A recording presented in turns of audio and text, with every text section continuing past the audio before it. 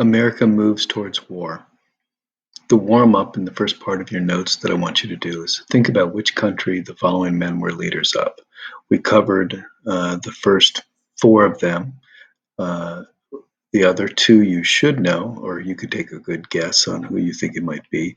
So there's one that's in the United States who is the leader of the United States, and then the others are in Europe or Russia or Asia. So just put the name of the person and the country that you think it is in your notes for the top, and that's like your warm-up. So you have Mussolini, Hitler, Stalin, Hirotio, Roosevelt, and Churchill. Sorry I butchered those names, but go ahead and do that. America moves towards war. So that's the basic title of this unit, this section, this item that we're going to be going over today. America moves towards war. There's a picture of Roosevelt right there, Franklin Delano Roosevelt, the president during the Great Depression and World War II. He's the only president that did get elected 4 times and served over 12 years.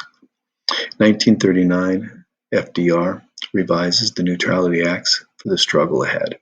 So he revises them.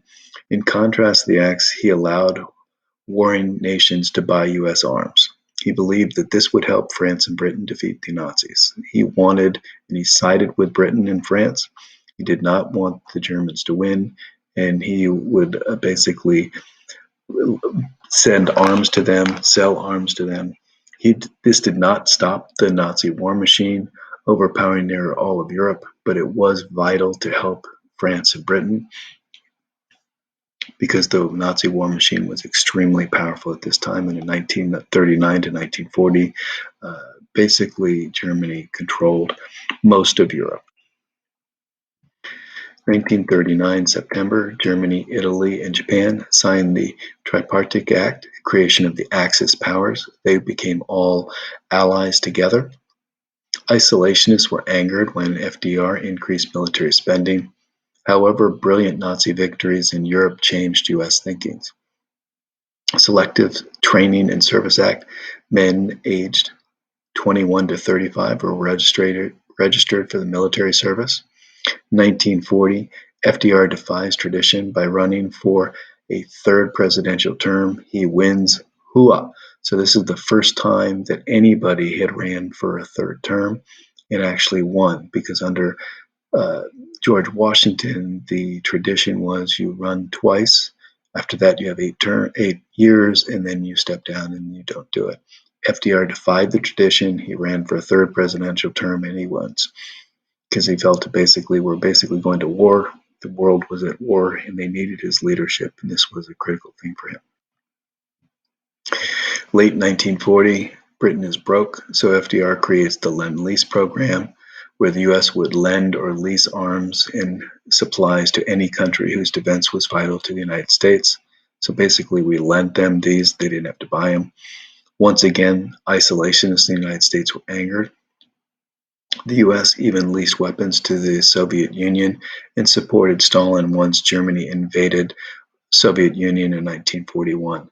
So the Soviet Union, even though they were communist and they were a totalitarian regime, they were attacked by Germany. So the USSR came to the Ally side with France, England, and the United States.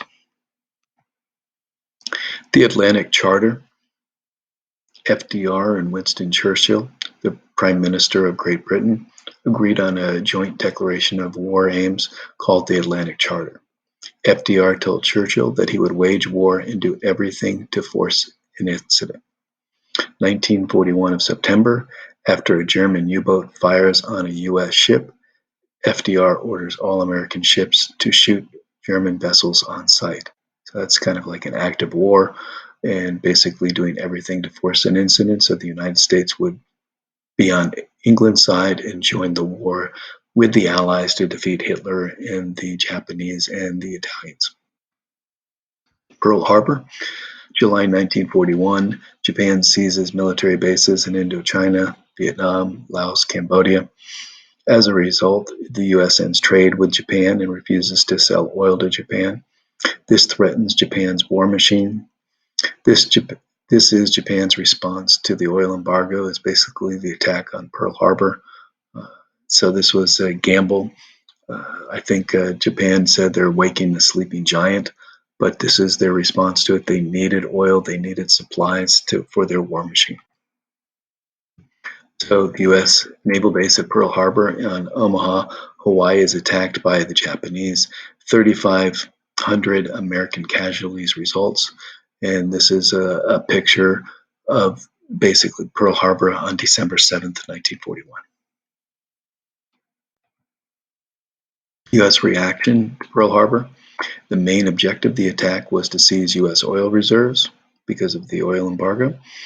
Isolationism, an idea that was long cherished in the United States since the end of the Great War, World War I, was completely destroyed in the aftermath of Pearl Harbor. Americans now clamored for war.